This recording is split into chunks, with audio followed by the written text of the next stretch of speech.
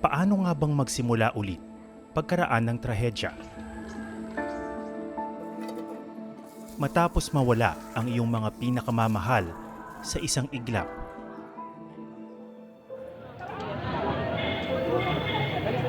nawasak ang mundo ni Tatay Junrey nang tumama ang malakas na lindol sa Cebu, Setyembre noong nakaraang taon.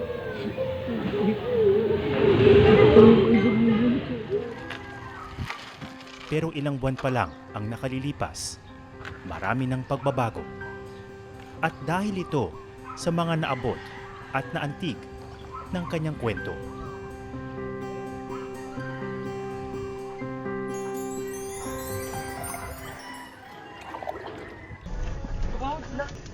Balikan muna natin ang mga pangyayari. September 30. 1 minuto bago mag-alas 10 ng gabi.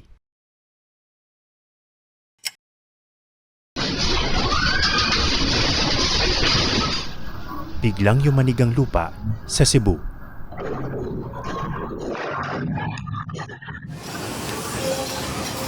Sa isang iglap, nabasag ang katahimikan ng gabi at libo-libong buhay ang nawasak.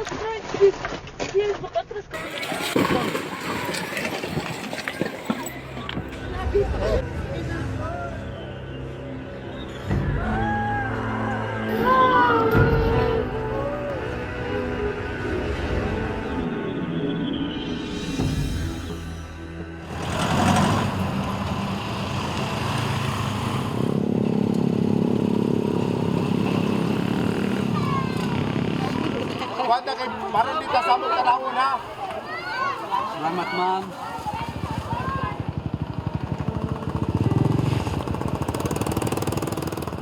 Magnitude 6.9 ang lindol na nagpadapa sa Hilagang Cebu.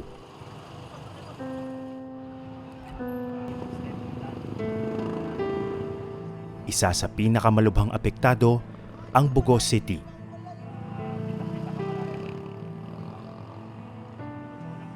Na pinakamalapit sa sentro ng pagyanig.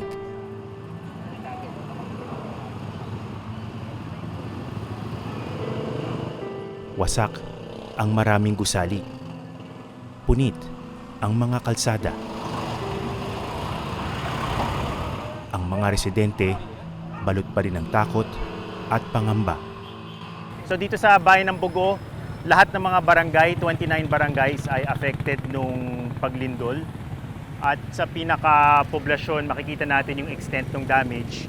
Marami sa mga structures na ito ay mga sementado at nakikita nga natin na nagkanda pitak-pitak ang marami sa kanila. So bukod sa walang kuryente, hindi pa talaga makabalik ng bahay yung mga kababayan natin dito dahil sa delikado. Baka magkaroon pa ng aftershocks. Hindi pa raw nakararanas ng malakas na lindol ang mga kababayan natin sa lugar na ito. Grabe ang yanig. Pagyanig. Oo, as in, ang yanig niya, first time pa namin na-try to ganito eh. Kahit na at my age, ever since, ngayon lang talaga. Nagkalindol dito. Grabe. Yung sa Bohol, nakadama kami dito, pero hindi. Mahina lang. Oo, mahina lang. Di katulad that one. Tila malayo pa ang kanilang lalakbayin bago muling makabangon.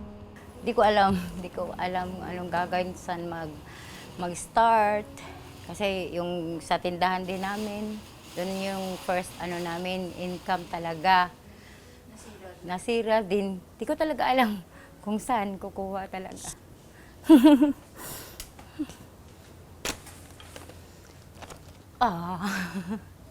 Halos wala.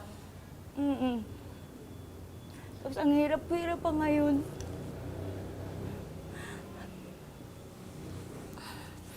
I just try to keep myself strong, pero babagsak talaga, wala talaga.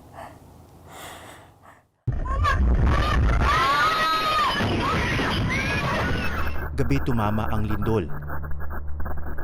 Kaya marami sa mga kababayan natin ang nagpapahinga na sa kanilang mga tahanan. Sa isang kisap mata, bumaliktad ang kanilang daigdig. Sa gitna ng takot at gulo, isang nakapanlulumong eksena ang sumambulat. Matapos ang lindol, dali-daling umuwi galing trabaho ang isang ama. Pero ito na ang kanyang inabutan. Ang kanyang 17 taong gulang na anak na si Mia, agaw buhay na. Matapos madaganan ng pader ng gumuho nilang bahay.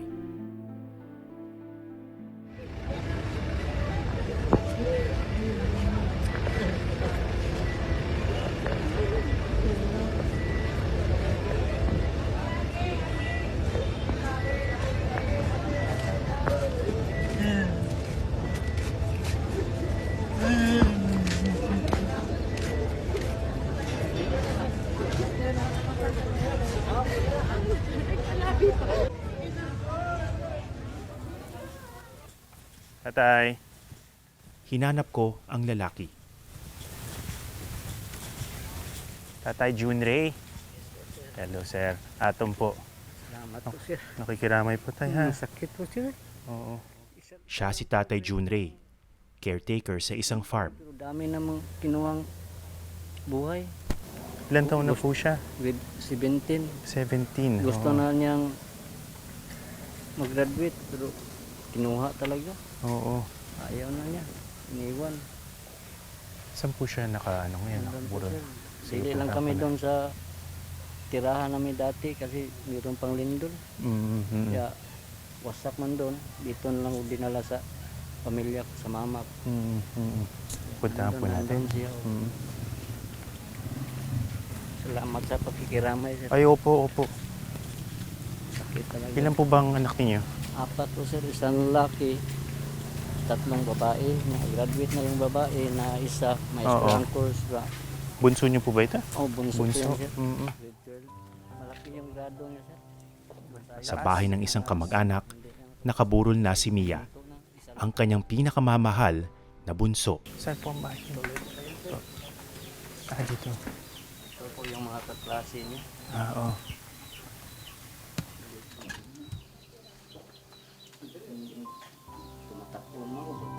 Tawag ko sa kanya. Ring ng ring, ayaw sumagot. Pangatlo, ayaw pa rin sumagot. Kapitbahay, tinawagan ko. Jer, palihog ko sa akong anak o kumusta siya. Kahit delikado at nagkabitak-bitak na ang mga daan, dali-daling umuwi si Junray sakay ng kanyang motorsiklo. Nak, sabi ko, nak, nandito na si papa mo. Magsalita ka naman. Nagkauyog na po. Masakit talaga. Isa lang try dyan, dami ang kinuha. Nadamay pa siya. Yun ang pinakasakit. Sabi ko sa sarili ko, nak, wala ka na sa bahay natin, doon ka na bagsak. Iwan na natin yan, wasak na tayo. Ayaw ko nang bumalik dyan sa bahay natin.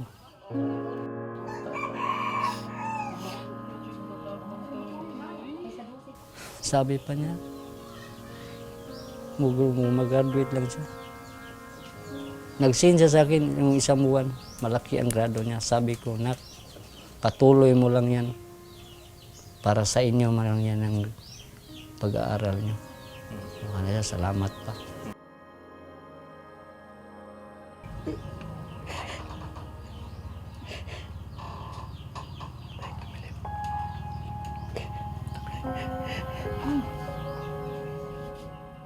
Mula nang mangyari ang malagim na trahedya, hindi pa raw umuwi si Junray sa kanilang bahay. Nag-iipon pa raw siya ng lakas ng loob.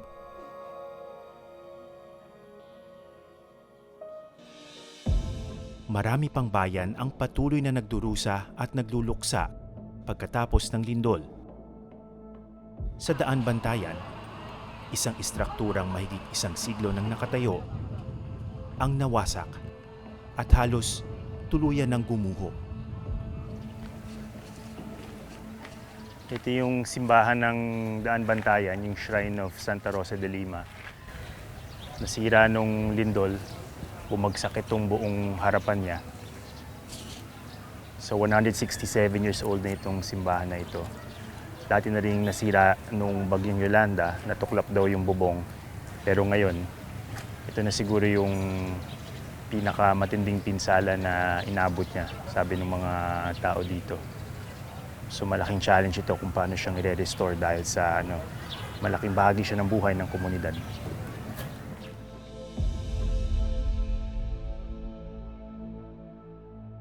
Sa San Remigio, bumuka ang lupa sa gitna ng mga bahay sa isang bukid.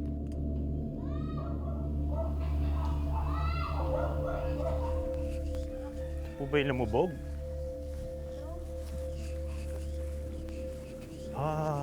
Lalim pala.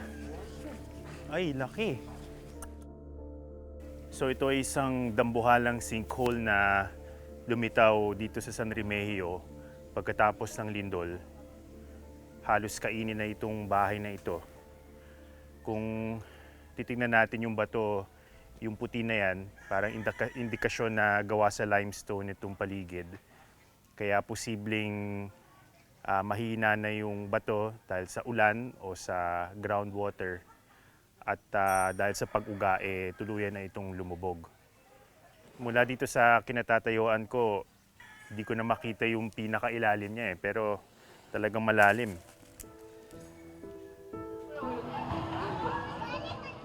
Saan man tumingin, daang-daang pamilya ang sumisilong sa mga trapal.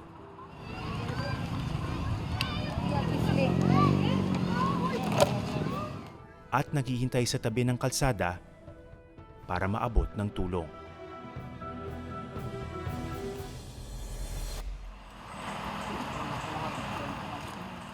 Dalawang araw mula ng trahedya, pupuntahan na ni Junrey ang kanilang tahanan para mag-alay ng dasal sa yumaong anak. At kunin ang anumang gamit na maisasalba.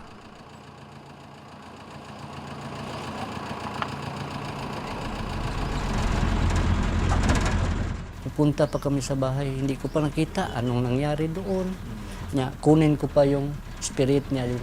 Kasi hindi pa kami nakapunta para madala namin mapasok dito. Hindi kami nakapunta noon. Kung anong nangyari sa bahay namin. Kasi ang sabi nila, wasak daw.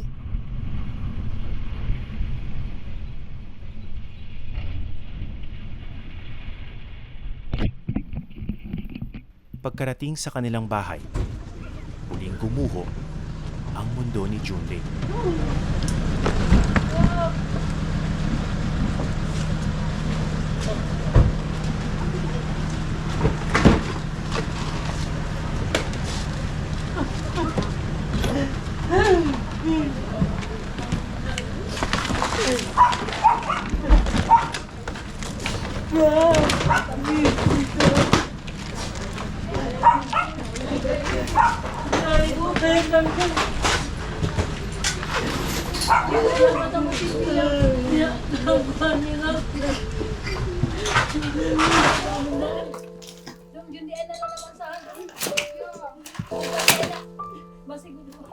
Uwi pa ang dugo.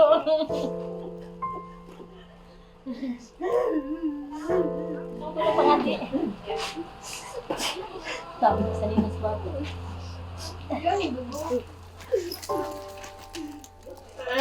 Sayang pa.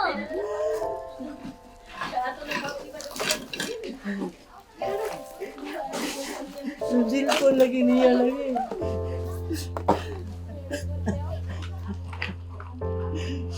Yan. Kaiyanin ko ano.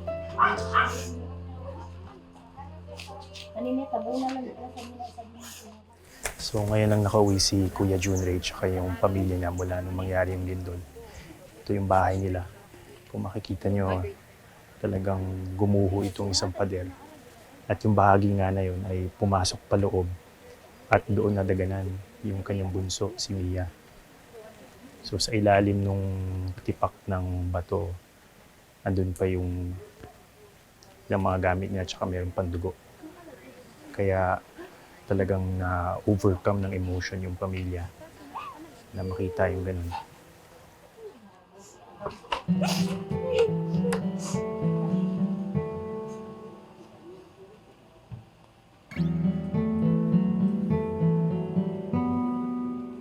Kung kayo po yung nakakita kay Mia. Ang kapitbahay ni Junrey ang unang nakakita kay Mia pagkatapos ng lindol. Bigla, para kang ano, Yung pagyanig. Oh, yanig. Hindi ka talaga makatayo. Doon ako yumakap sa ano, yung kuan ba, yung post Oo. ng bahay namin. Tapos pinalabas ko ang apo, buti yung apo ko, okay siya. Pinalabas ko po. Lumabas kami dito pa, si Mia pa, yung namatay. Pasok sana ako din, yanig yun man, lakas. Oo. Hindi mo talaga mapasukan dyan. Grabe yung Mabagsak lakas. pa yung Oo. ano, pitak. Tapos pag maya, punta kami, pagbalik namin, may dalaw kang pumasok dyan. Oo. Sabi niya, kuan na ba, kalmado na yung lindol ba? Mm. Pasok kami dyan, yun, nakita ko yung paa niya.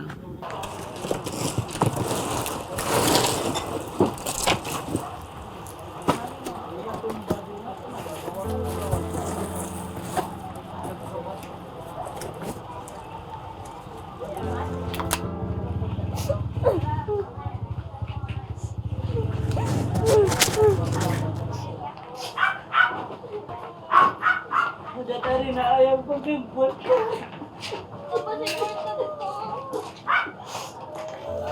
Oh, ba magagay mo na sa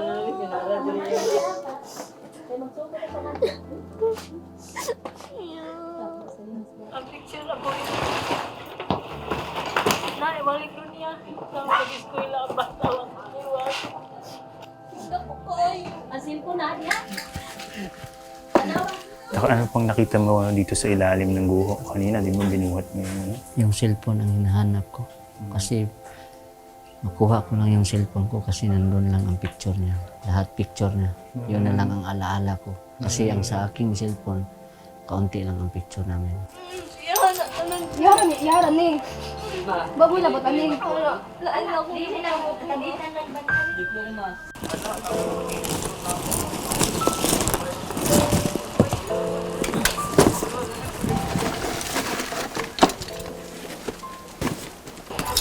Ito na lang naalala ko, dadalhin. Kasi Ako na po ta. Sige, dyan.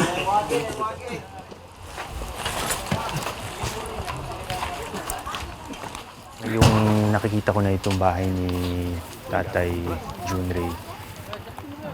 Kita mo kanina talagang biglang naisip niya na kailangan niyang kunin kung ano yung mga bagay na mapapakinabangan pa dito dahil marami sa mga kasangkapan dito pinundar niya sa mahabang panahon. So importante na makita kung may maisasalba pa.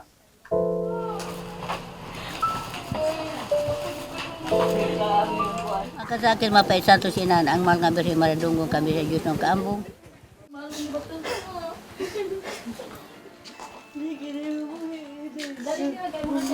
Sa muling pagbabalik ni Junrey sa kanilang bahay, bitbit niya ang mga alaala ng namayapang anak na patuloy na mabubuhay sa kanilang puso. At tutulong na maihimlay siya ng payapa at puno ng pagmamahal. abot na si Papa ni mo Rinat. Ayaw na paghilak. Idatong kanako dito sa imong patang lawas na magkuyog ta karon. Tapos gumana to kuyog na ayaw na pagbalik diri ha. Kaya di na sa kumabalik diri na.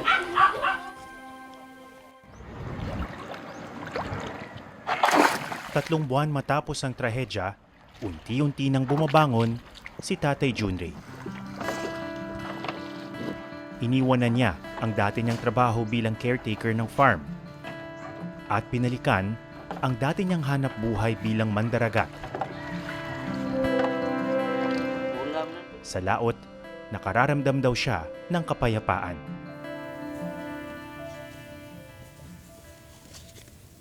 Tay Junrey, kamusta ka na? Okay lang po, sir. Sa muli naming pag-uusap, isang magandang balita ang ibinungad ni Tatay Junrey.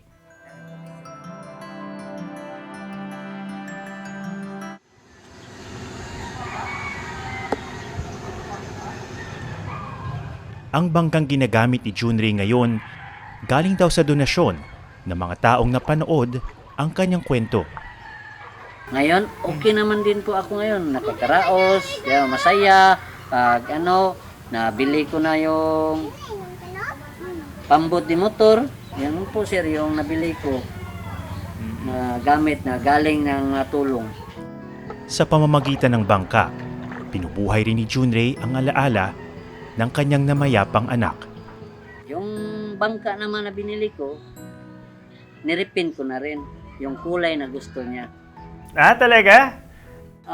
Nilagyan ko ng pangalan, ka-idol Junray Vlog to Ann Mia. Okay. Okay So parang kahit sa bangka, magkasama pa rin kayo. Siyempre, kahit masakit pa rin.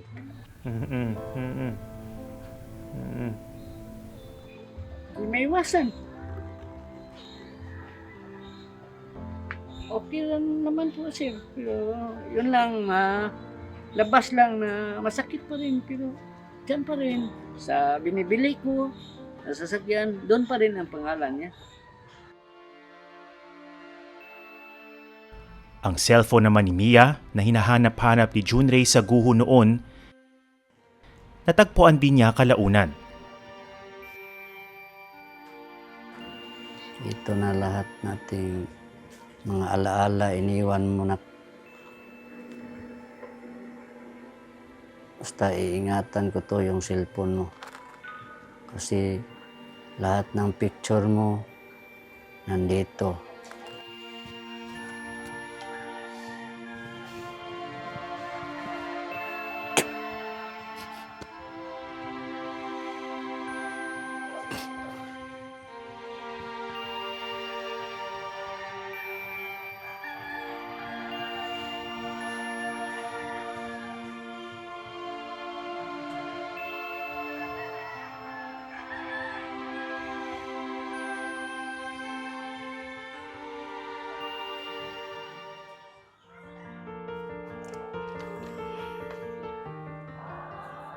Sa sementeryo,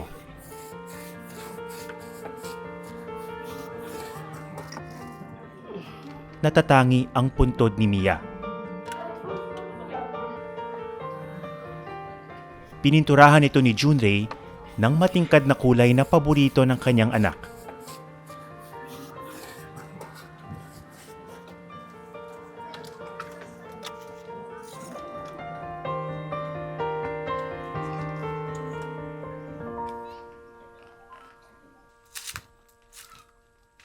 Nak, mayong kahaponon. Bago harapin ang panibagong taon, binalikan muli ni Junray ang lugar na minsan nilang tinawag na tahanan.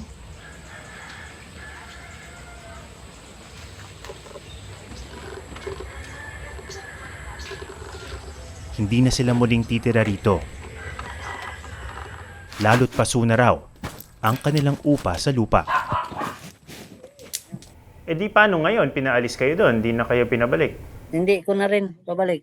Yun ang tamang tukma yon sa pagkuha nyo ng video sa akin.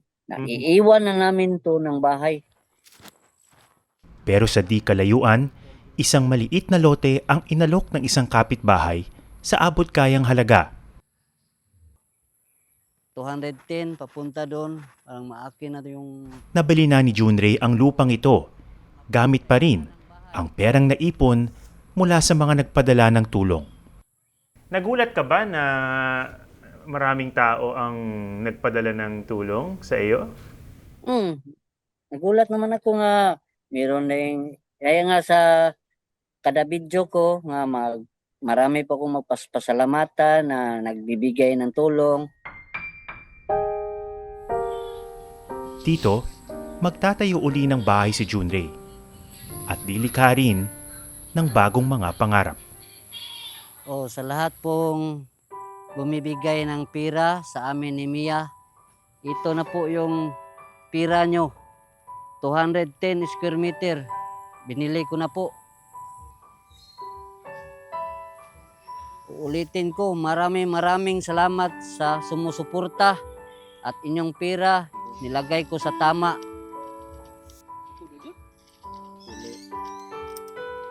Gumagaan na ang pakiramdam kahit papano? Medyo gumagaan naman din.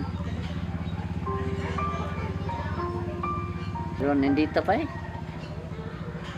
Hindi naman yan mawawala. Samantala, ang pamahalaan ng Bogo City ipinatupad ang Build Back Better Bogo na naglalayong gawing mas madali ang pagbangon ng mga nasalanta at gawing maayos at epektibo ang rehabilitasyon ng kanilang lugar. Tuloy-tuloy rin daw ang pamamahagi ng housing units at construction materials sa mga labis na naapektuhan ng lindol.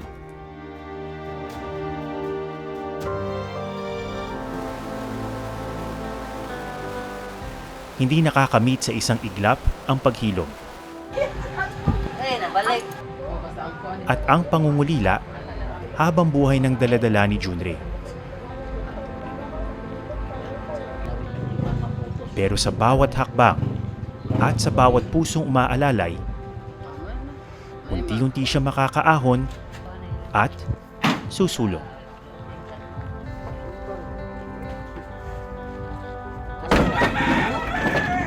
Magandang gabi. Ako si Ato Maraulio at ito ang Eyewitness.